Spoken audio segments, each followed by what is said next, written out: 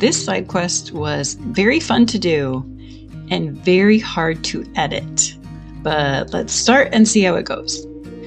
I am always a little nervous with the new side quest, but I think I was extra nervous with this one because heights are not my thing.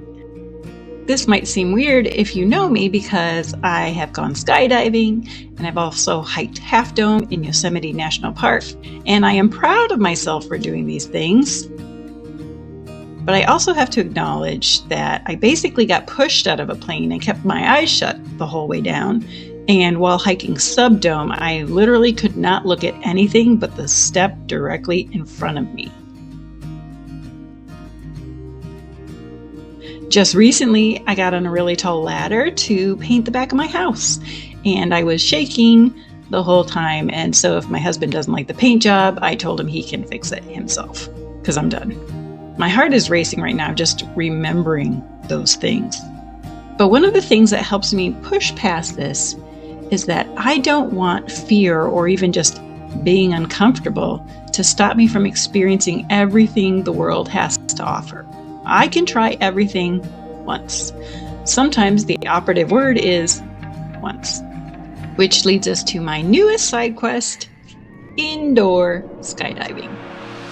Having experienced one kind of skydiving and not really knowing what to expect, I was a little nervous and my heart rate was starting to go up. But I was taking nice deep breaths and doing my "no, I'm not afraid" dance, because see how relaxed I am?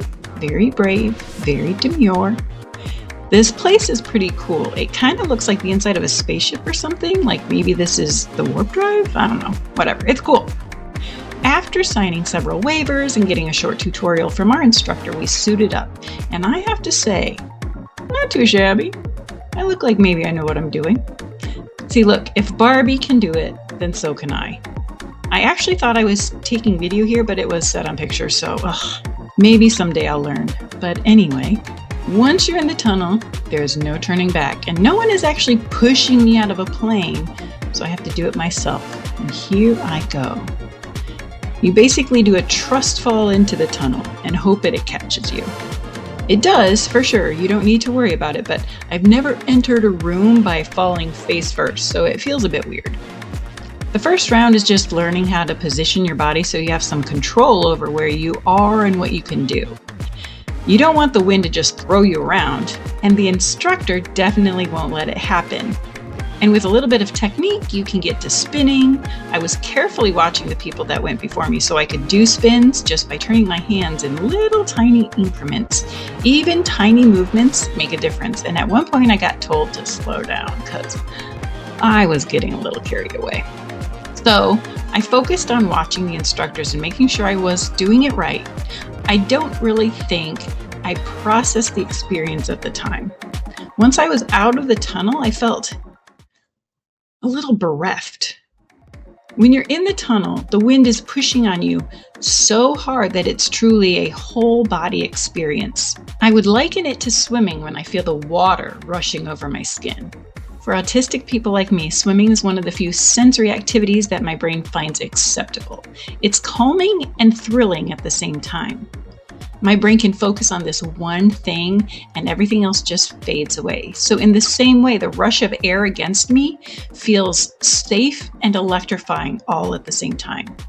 So getting out of the tunnel and feeling the wind suddenly stop, it's like the best hug in the world is gone. And my skin still felt like it was vibrating. I didn't think about, are people looking at me? Are the lights too bright? Is the room too cold? Is this suit too itchy? None of it matters because I am riveted by this experience.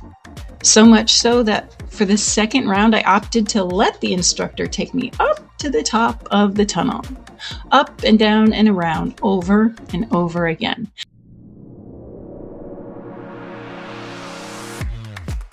Not once did I think about how high up I am or my perpetual fear of falling. None of that even existed in the moment.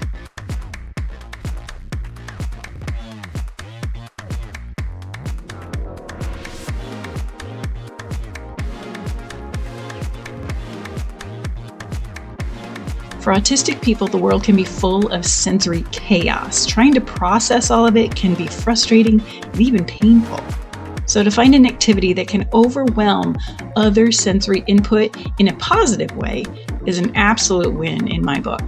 If you're an autistic person that loves swimming or know someone who does, I really think this is an experience you might really enjoy. I've told people before, if I could go snorkeling every single day of my life, I absolutely would.